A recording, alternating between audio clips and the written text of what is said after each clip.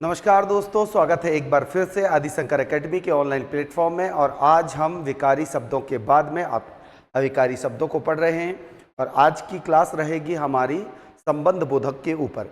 जैसा कि पिछली कक्षा में हमने समुच्चय बोधक को देखा था। समुच्चय बोधक जिसे हम किन्हीं दो शब्दों को, वाक्यांशों को या उपवाक्यों को जोड़ते हैं और उसके लिए हमने उसके 3 आधार बनाए, है ना। प्रयोग के आधार पर, अर्थ के आधार पर और संरचना या रूप के आधार पर हमने पढ़ा।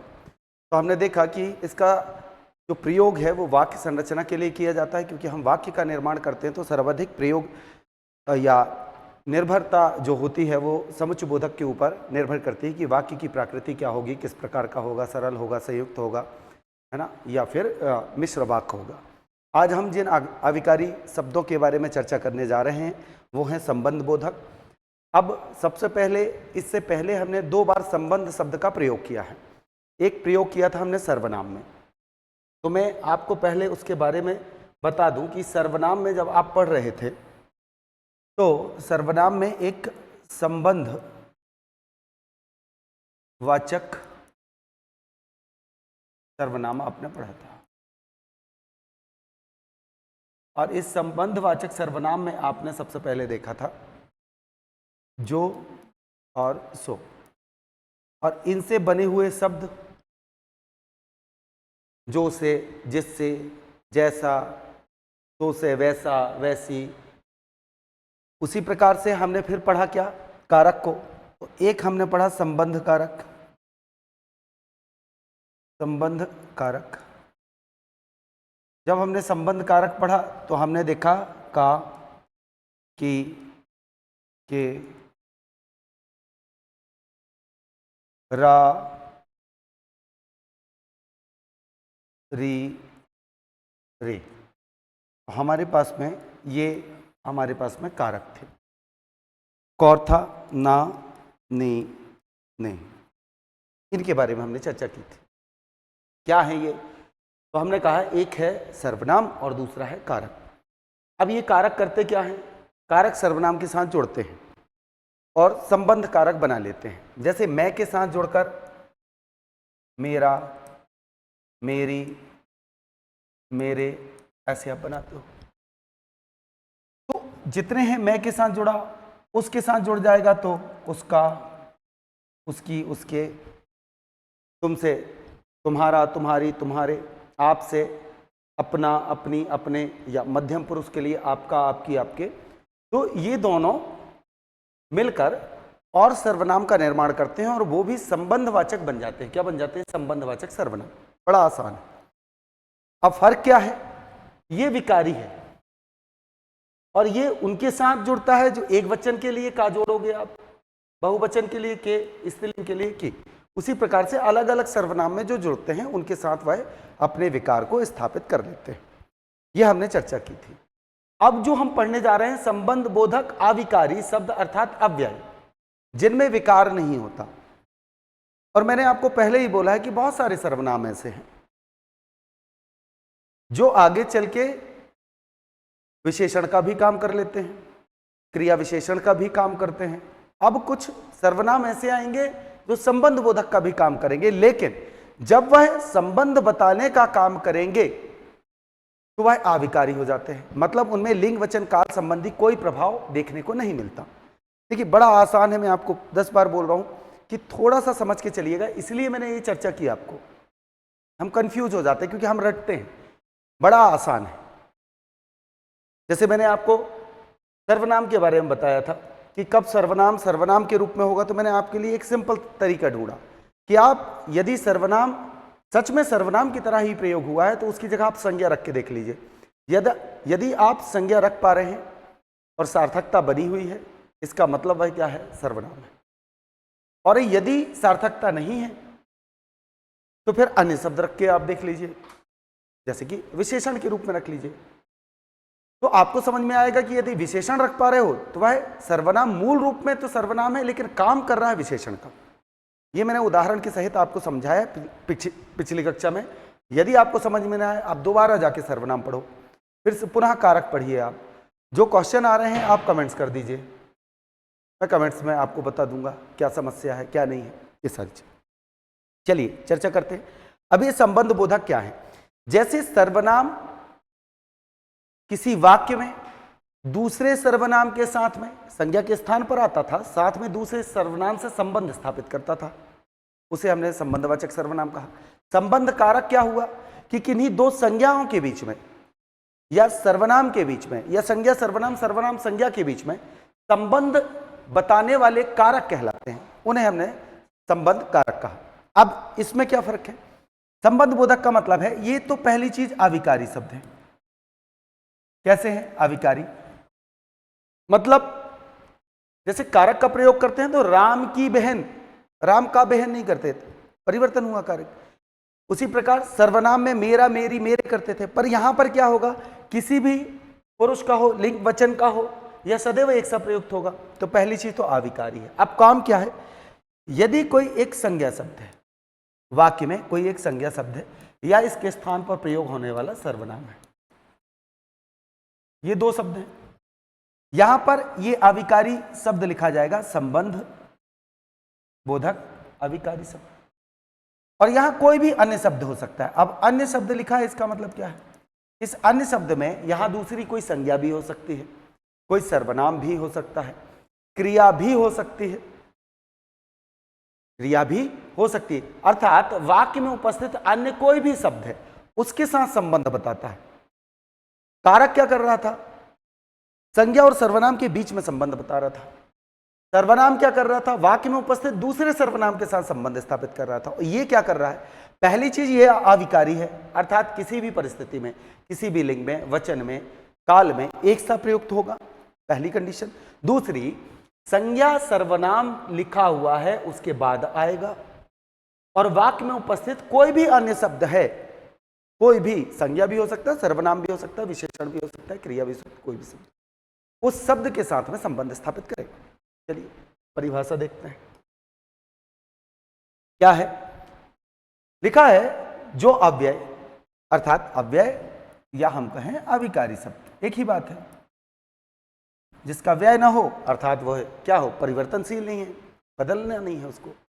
तो जो अव्यय किसी संज्ञा अथवा सर्वनाम के बाद आकर उसका संबंध वाक्य के दूसरे शब्दों से दिखाता है, उसे हम क्या कह देते हैं? संबंध बोधक कहते हैं। कैसे? देखिए आप यहां लिखा है राम घर तक गया। राम कहां तक गया? घर तक गया। ठीक है भैया, चला गया। अब ये राम है, ये घर है, ये गया है। पहचान कर ले, राम हमने पढ़ के आए हैं भाई साहब, तो ये संज्ञा है। घर क्या है? संज्ञा है। ठीक है। तक क्या है? हमने नहीं पढ़ा, छोड़ दे। गया क्या है साहब? क्रिया है। ये तो हमने पढ़ लिया है।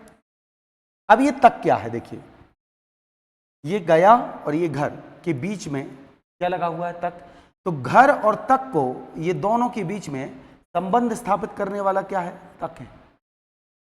उसी प्रकार से देखो, वह दिन भर भूखा रहा। भूखा रहा क्रिया है, ये दोनों संज्ञा, ये सर्वनाम है और ये संज्ञा है। भर किसके बाद आए? इस संज्ञा के बाद। और भूखा रहा, इसके बीच में क्या कर रहा है? संबंध स्थापित कर रहा है। नौकर के बिना, अब के क्या है? कारक चिन्ह है। बिना काम नहीं चलता, काम नहीं चलता क्रिया है। बिना क्या कर रहा है? नौकर और काम नहीं चलने के बीच में क्या कर रहा है? संबंध स्थापित कर रहा है।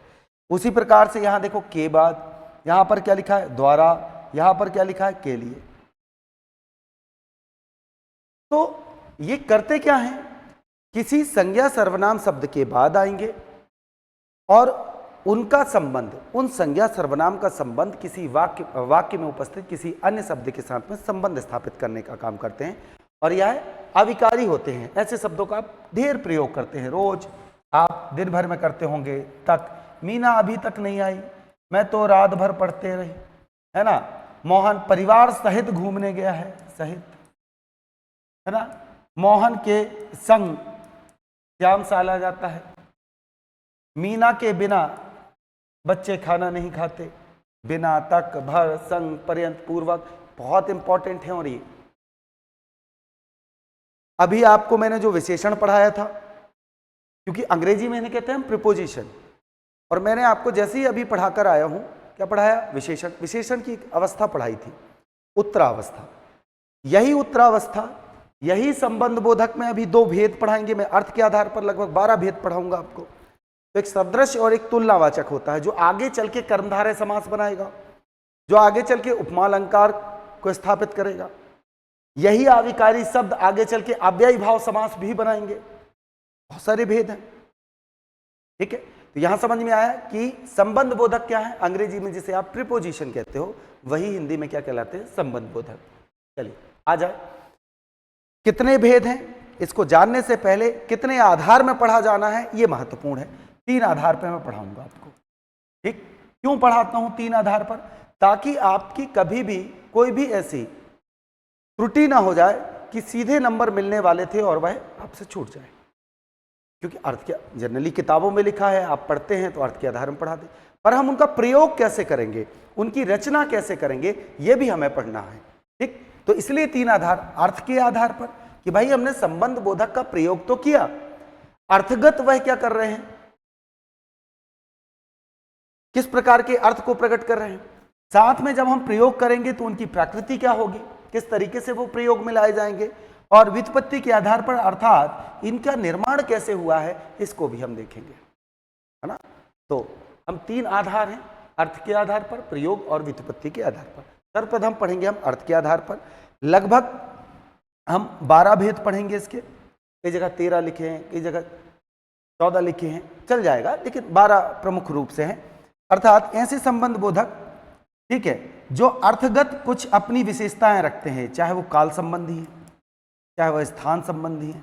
और इसलिए पढ़ना है क्योंकि आपको आगे चल के क्रिया विशेषण अभी आप पढ़ के आए हैं, कंफ्यूजन अब होना चालू होगा, क्योंकि आपको समझ में आएगा कि यार यही शब्द का प्रयोग तो हमने क्रिया विशेषण में किया था, ये सब तो हमने सर्वनाम में देखा था, ये सब तो हमने विशेषण में देखा था। ऐसे प्रश्न आएंगे, तो एक एक करके पढ़ेंगे। सबसे पहले अर्थ के आधार पर संबंध बताना है। देखिए, पहला है कालवाचक। क्या होता है कालवाचक?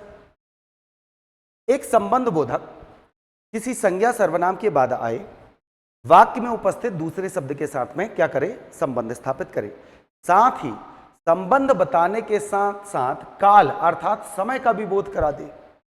कैसे? उदाहरण, अब मैंने इनके जो शब्द लिखे हैं, मैं बार बार ये शब्द लिख देता हूं आपको कि कौन कौन से शब्द प्रयोग में लाए जाते हैं, यही महत्वपूर्ण है। आपकी परिभाषा मैंने बता दी कि ऐसे संबंध बोधक अव्यय जो समय का बोध कराते हैं, संबंध तो बताएंगे। जैसे देखिए, ये लिखा है मोहन और ये लिखा है श्याम, बीच में क्या लिखा है, के पहले।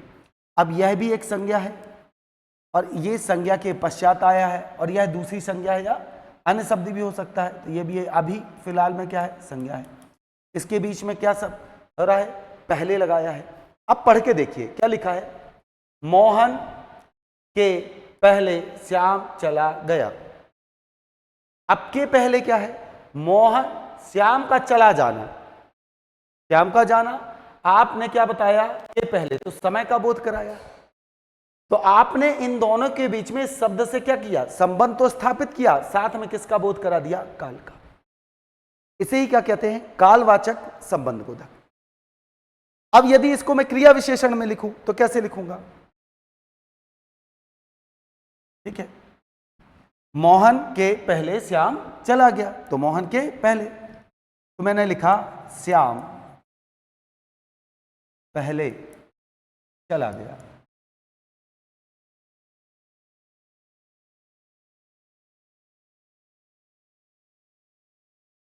अब आपने श्याम और क्या लिखा है, पहले चला गया। चला गया क्या है, क्रिया है, और इसके लिए क्या शब्द लगाया, पहले।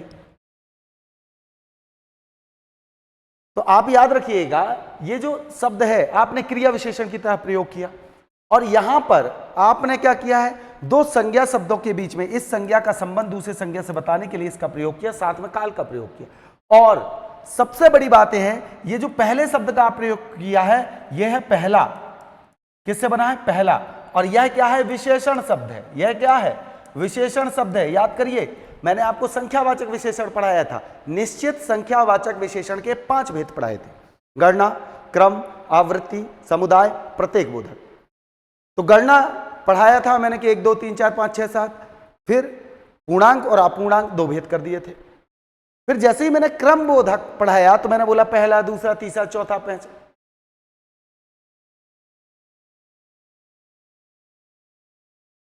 अब आप इसको बोलोगे कि मोहन कक्षा में क्या आया, प्रथम आया, प्रथम, तो यह उसका स्थान है, विशेषता बता दिया। और यहां पहला से आपने क्या बनाया, पहले आया, समय के लिए आपने इसका प्रयोग किया, ऐसा समझिएगा। तो इस तरीके के आप प्रयोग करते हैं। जैसे मोहन के आगे, मोहन के आगे श्याम नाच रहा है।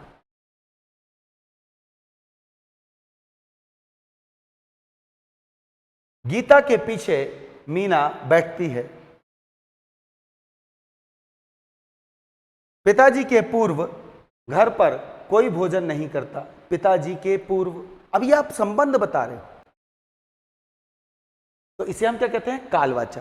तो संबंध बोधक बड़ा आसान है, आपको केवल और केवल आपको प्रकृति देखनी पड़ेगी, शब्द कहां प्रयोग में हुए। दूसरा है स्थानवाचक। क्या है स्थानवाचक? अब आप जिस तरीके से क्या बता रहे थे, समय का बोध करा रहे थे, अब स्थान का बोध कराएं। कैसे?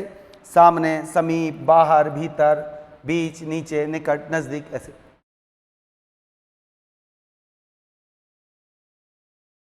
मोहन का घर नदी के पास है, नदी के पास, है ना, ये किया आपने।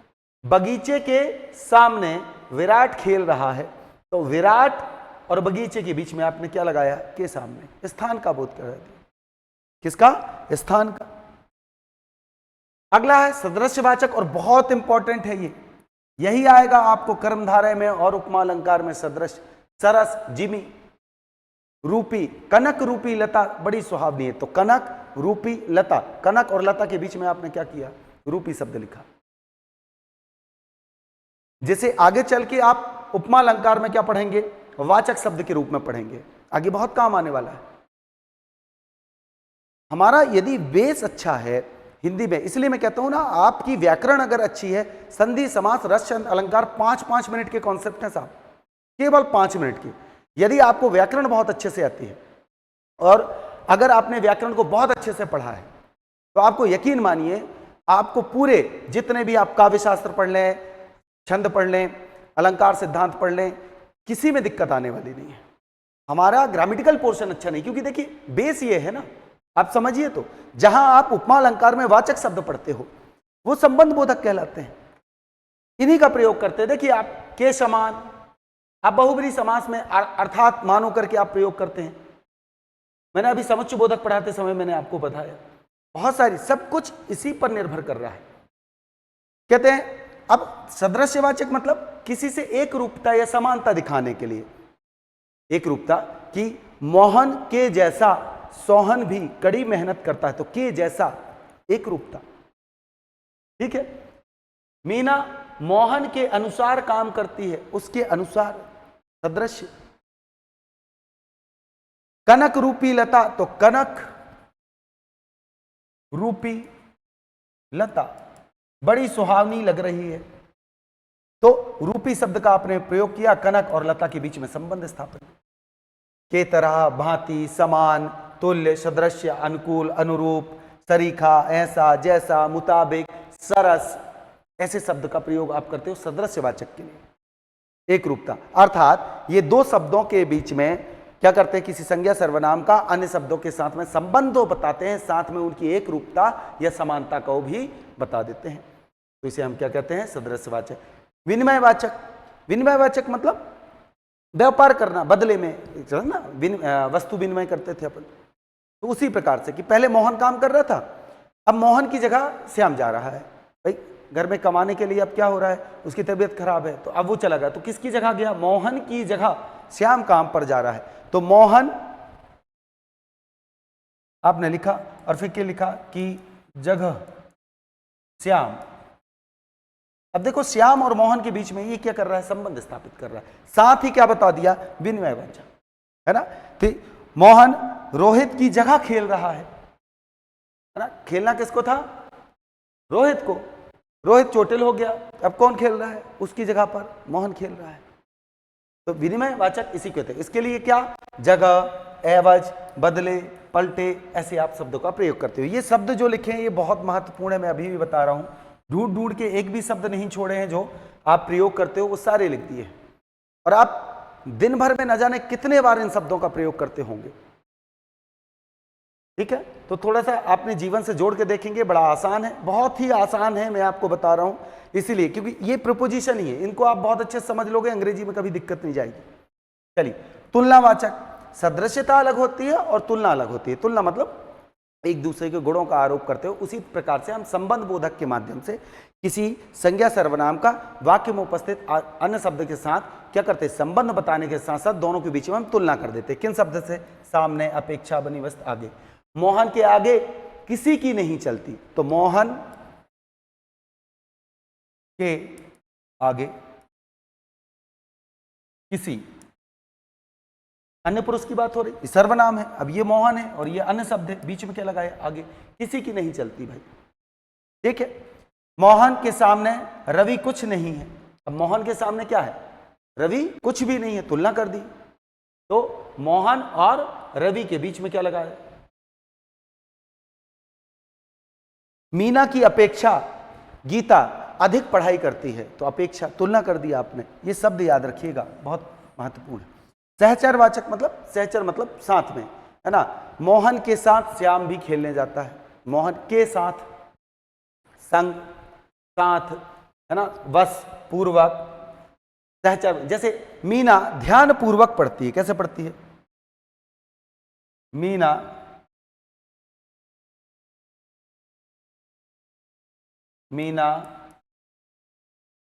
ध्यान पूर्वक पढ़ती है, ठीक है। तो देखो, मीना और पढ़ती है के बीच में क्या लिखा है? ध्यान पूर्वक। तो ऐसे हम क्या करते हैं? सहचरवाचक कहते हैं कि किसके साथ। अब आ जाते हैं, अगला क्या है? हेतुवाचक। हेतु मतलब क्या होता है? हेतु का अर्थ होता है कारण, किस कारण। जैसे मैंने लिखा कि मोहन पूजा के लिए पुष्प लाता है। अब मोहन किसके लिए पुष्प लाता है? पूजन के लिए, मतलब पूजा का काट देता हूं, नहीं तो फिर आप कहोगे दिमाग में जो फितूर है वही आएगा। तो मोहन क्या करेंगे? पूजन के लिए। किसके लिए? पूजन के लिए। दिमाग में लड़की ही आएगा, है ना। तो मोहन ने पुष्प लाए, ठीक। तो मोहन क्या करता है? पूजन और पुष्प के बीच में क्या लगाया है? के लिए। इन दोनों के बीच में संबंध स्थापित करने के लिए हमने क्या लगाया? के लिए। तो इससे आपने संबंध भी स्थापित कर दिया और कारण भी बता दिया फूल लाने का, है ना। मोहन काम के मारे, अब देखो के मारे पढ़ नहीं सकता, तो पढ़ और काम के बीच में क्या लिखा? के मारे। तो आपने क्या लिख दिया कि संबंध बताने के साथ साथ आपने कारण भी बताया कि मोहन क्यों नहीं पढ़ पा रहा है, तो आपने बोला कि के मारे पढ़ नहीं सकता, ठीक है। चलिए, दिशावाचक। दिशा का मतलब ये होता है जैसे मोहन परिवार की ओर ध्यान नहीं देता, दिशा है किस ओर? की ओर।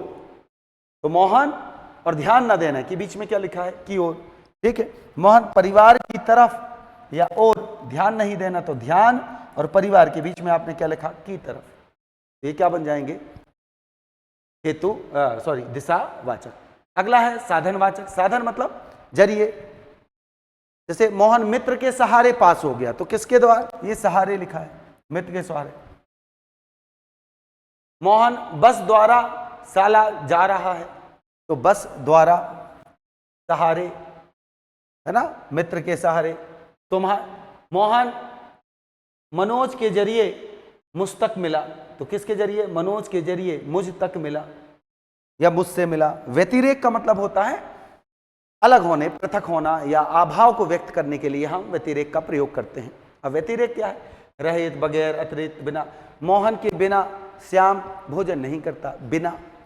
तो आप प्रयोग करते हो ना, रहित, बगैर, अतिरिक्त, बिना, अलावा, सिवाय, तुम्हारे सिवाय मेरा और कौन है, तो तुम्हारे सिवाय, ऐसे आप व्यतिरेक प्रयोग करेंगे। समझ में आ गया? फिर आता है विरोध, है ना। क्या होता है? विरोध दर्शक। संबंध बताने के साथ साथ क्या करे? विपरीत संबंध। संबंध बताने के साथ विरोध प्रकट करे, विपरीत, उल्टे, विरुद्ध, खिलाफ, है ना। विराट पाकिस्तान के खिलाफ अच्छा खेलता है, तो अच्छा देखो क्रिया विशेषण शब्द है और पाकिस्तान संज्ञा शब्द है, और बीच में क्या लिखा है? खिलाफ। तो संबंध भी स्थापित कर दिया, साथ में क्या दिया? विरोध वाचक भी हो गया। संग्रहवाचक।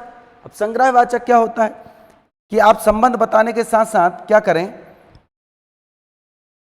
क्वांटिटी को भी बताएं। क्या बताएं? क्वांटिटी। उसी को कहते हैं हम संग्रहवाचक। जैसे लिखा है मीना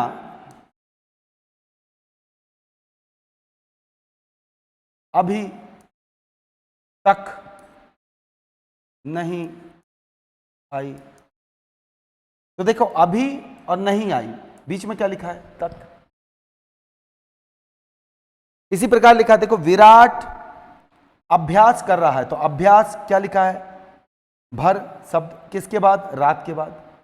अब ध्यान से देखिएगा, एक बात मैं आप बता रहा हूं, पिछली कक्षा में पढ़ा था, बहुत अच्छे से समझिएगा। जैसे मैंने लिखा मीना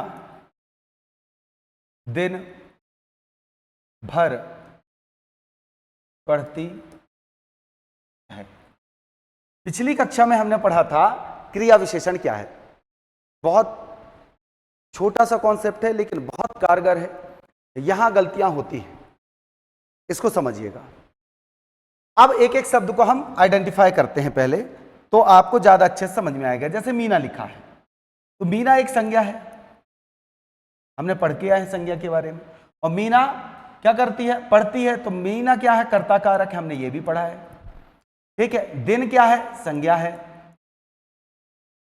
पढ़ती है क्या है? क्रिया है।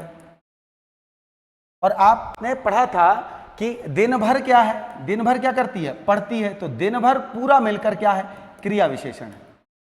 क्या है? क्रिया विशेषण। याद रखिएगा, पढ़ती है, कब पढ़ती है, कैसे पढ़ती, कहां पढ़ती? तो हमने कहा दिन भर पढ़ती है। तो हमने याद रखिएगा, हमने परिमाणवाचक क्रिया विशेषणों पढ़ा था, तो रात भर, दिन भर, पूरे दिन, अभी तक। तो इसको हम परिवारवाचक क्रिया विशेषण कहते हैं। लेकिन कौन सा शब्द? दिन भर शब्द पूरा क्रिया विशेषण है। लेकिन मैं चर्चा कर रहा हूं केवल किसकी? भर की। भर क्या है? दिन और पढ़ती के बीच में संबंध स्थापित कर रहा है। तो यह भर जो है, यह क्या है? संबंध बोधक है। क्या है? संबंध बोधक है। लेकिन दिन भर क्या है? क्रिया विशेषण। तो संबंध बोधक किसी संज्ञा के साथ जुड़कर, तो मैंने आपको बताया था अनुबद्ध क्रिया विशेषण। रचना रूप के आधार पर मैंने बताया था यौगिक क्रिया विशेषण, मन से, दिल से, रात भर, दिन भर। तो ध्यान रखिएगा कि भर जो शब्द है वो संबंध बोधक है। दिन भर जो शब्द है पूरा, दिन भर क्या है? तो दिन भर क्रिया विशेषण है। तो मैं इसके बारे में इसलिए मैं आपको बता दूं, तो याद रखिएगा। देखिए तक, लौ, भर, पर्यंत, भर, ये आप प्रयोग करते हो। तो विराट क्या करता है? अभ्यास कर रहा है। अभ्यास क्या कर रहा है? क्रिया है, ये क्रिया है। और रात भर क्या है? क्रिया विशेषण है। रात भर क्या है? क्रिया विशेषण है। और भर क्या है? संबंध बोधक है। यहां तक समझ में आया? बड़ा आसान है कॉन्सेप्ट, याद रखिएगा, संग्रहवाचक। अब क्या आते हैं, जो हमने सारे क्रिया विशेष संबंध बोधक को पढ़ा है, उनको हम किसके आधार पर देखेंगे? प्रयोग के आधार पर। कि जब आप क्रिया विशेष संबंध बोधक का प्रयोग करते हो तो किस तरीके से प्रयोग होते हैं? दो तरीके से प्रयोग होते हैं। कैसे दो तरीके से? या तो वह संज्ञाओं की विभक्तियों के बाद आते हैं, अर्थात कोई संज्ञा लिखी, फिर यहां पर कारक आएगा, कारक चिन्ह, फिर क्या आएगा? संबंध बोधक। ध्यान से देखो, खाना के पहले, के बिना, के लिए। तो का, के, से ऐसे आप प्रयोग करते हो। और उसके बाद क्या आ रहा है? बिना, पहले। तो आप जब कारक चिन्हों के साथ प्रयोग करते हैं उसे कहते हैं संबद्ध। सम मतलब बराबर, बद्ध मतलब बंधा हुआ। कारक चिन्हों के साथ में बंधा हुआ, के बिना, के पहले, से। तो आप इन्हें हम क्या कहते हैं? संबद्ध संबंध बोधक कहते हैं। अर्थात जब भी आपको संबंध बोधक दिखें और उसके पहले क्या दिखे? कारक चिन्ह, समझ लेना वह संबद्ध संबंध बोधक है। अर्थात वह संबंध बोधक है, ये क्लियर हो जाएगा आपका। या तो फिर क्या होगा? किसी संज्ञाओं के विकृत रूप, मतलब संज्ञा धन संबंध बोधक। जैसे रात के साथ आपने क्या जोड़ा? भर। दिन के साथ आपने क्या जोड़ा? भर। अभी के साथ आपने क्या जोड़ा? तक। ऐसे तो आप दो प्रकार से संबंध बोधक का प्रयोग करते हो, या तो कारक चिन्हों के बाद, कारक चिन्हों के बाद, या तो कई रातों तक। यहां पर रातों का प्रयोग आपने किया। मैंने कहा कटोरे भर चावल दे दो, या कटोरा भर या कटोरे भर, आप ऐसे कहें। तो आपने भर शब्द जोड़ा, तक। तो जब आप किसी संज्ञा सर्वनाम शब्द के बाद किसी संबंध बोधक को जोड़ते हो, वो कारक चिन्हों के साथ नहीं आते। तक, भर, सहित, परिवार सहित। मोहन परिवार सहित घूमने गया, तो परिवार के बाद आपने क्या जोड़ दिया? सहित जोड़ दिया। तो या तो वो संज्ञा के जस्त, तो उसे कहते हैं अनुधनबद्ध। अनु मतलब पीछे,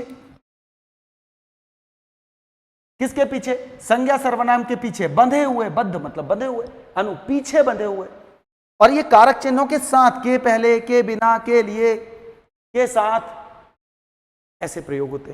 तो जब आप संबंध बोधक का प्रयोग करेंगे तो या तो कारक चिन्हों के साथ प्रयोग करेंगे जुड़े हुए, या तो किसी संज्ञा सर्वनाम शब्द के पीछे जोड़कर प्रयोग करेंगे, तो उसे हम कहते हैं अनुबद्ध। और कारक चिन्हों के साथ हम करते हैं तो उसे हम कहते हैं संबद्ध।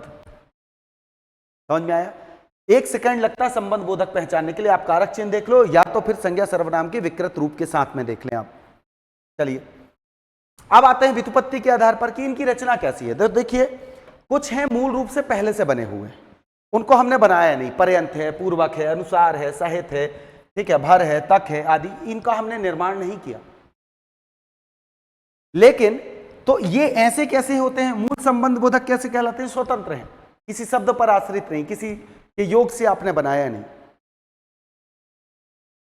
दूसरे कौन से हैं? यौगिक हैं। अब नाम से ही पता चला यौगिक। योग मतलब जो अन्य शब्दों से बने हैं। आम सब भाषा में कहूं तो अन्य शब्दों से आपने निर्माण कर लिया। आपने संज्ञा से बना दिया, लेख से लेखे, ठीक है, मार से मार्फत, ठीक है, अपेक्षा से अपेक्षा, पलटे, क्रिया से बना लिया, चलते। जैसे हमने बोला ना, मोहन काम के मारे, तो मार क्रिया है, काम के मारे पढ़ नहीं पाता है। मीना बीमारी के चलते कहीं आ जा नहीं सकती, तो बीमारी के चलते, तो चल से चलते बना लिया। आप कैसे बना लेते हो? क्रिया से। आप विशेषण से बना लेते हो, जैसे तुल्य, समान, योग्य, पहले, है ना, भोजन के पहले, पानी अवश्य पीना चाहिए तो पहले। उसी प्रकार से क्रिया विशेषण से, भीतर, बाहर, ऊपर, क्या पढ़ा था आपने? हमने क्या पढ़ा था? क्रिया विशेषण है ना। लेकिन मैंने कहा ज्वालामुखी की भीतरी सतह, ज्वालामुखी की क्या हुई? भीतरी सतह, और यहां लिखा ज्वालामुखी, ज्वालामुखी। तो ज्वालामुखी की भीतरी सतह अधिक गर्म होती है। तो ज्वालामुखी और सतह के बीच में आपने क्या लिखा है? भीतरी। अब भीतरी क्या है? भीतर शब्द से बना है, और भीतर शब्द मूल रूप से क्रिया विशेषण है, और आपने क्या बना लिया? भीतरी। तो वह क्या हो गया? संबंध बोधक। और यहां पर देखो, भीतरी शब्द क्रिया की विशेषता नहीं बता रहा। इन दो शब्दों के बीच में संज्ञा शब्द का दूसरी क्या है? संज्ञा के साथ में संबंध बता रहे, तो आप क्रिया विशेषण से बना लेते हो, पीछे पर। इसलिए मैंने कहा कई सर्वनाम है। अब जैसे तुल्य, जैसे आप सर्वनाम से बनाए हो आप, ठीक है, जैसे राम के जैसे, राम के जैसे इंसान ढूंढने से नहीं मिलते, तो बना लिया आपने। कहने का तात्पर्य यह है कि यौगिक ऐसे संबंध बोधक होते हैं जो मूल रूप से क्या होता है? या तो अन्य दो या दो से अधिक आप संबंध बोधक को जोड़ के बना लेते हैं। कभी क्रिया से बना लिया, कभी सर्वनाम से बना लिया, कभी विशेषण से। आपको एक ही चीज याद रखनी है, परिभाषा और उसका काम। आप वाक्य में शब्दों की प्रकृति देख लेंगे कि किस प्रकार से उनका प्रयोग हुआ है, उनका स्वरूप क्या है, आप तुरंत 2 मिनट में पहचान जाएंगे, है ना। तो यहां तक हमने पढ़ा। आज संबंध बोधक हमने कंप्लीट किया, और ये बहुत महत्वपूर्ण क्लास है। मैं आपको अभी भी बता रहा हूं, यदि आपको अव्ययीभाव समास पढ़ना है, इसको पढ़ो। कर्मधारय समास समझना है, ये आपको समझ में आएगा। उत्तरावस्था यहीं से आपकी बनेगी, वाचक शब्द यहीं से बनेंगे, उपमा अलंकार में यहीं से आप तुलना करोगे, सदस्यता दिखाओगे। तो ये जो 12 भेद मैंने अर्थ के आधार पर पढ़ाए, इनके प्रयोग कैसे होंगे और इनकी रचना संरचना के बारे में तीनों बताए। ठीक है, अगली कक्षा हम देखते हैं। तो आज का सेशन अच्छा लगा हो, वीडियो को लाइक करें, शेयर करें, ज़्यादा से ज़्यादा लोगों तक पहुंचा दें। जय हिंद, जय भारत।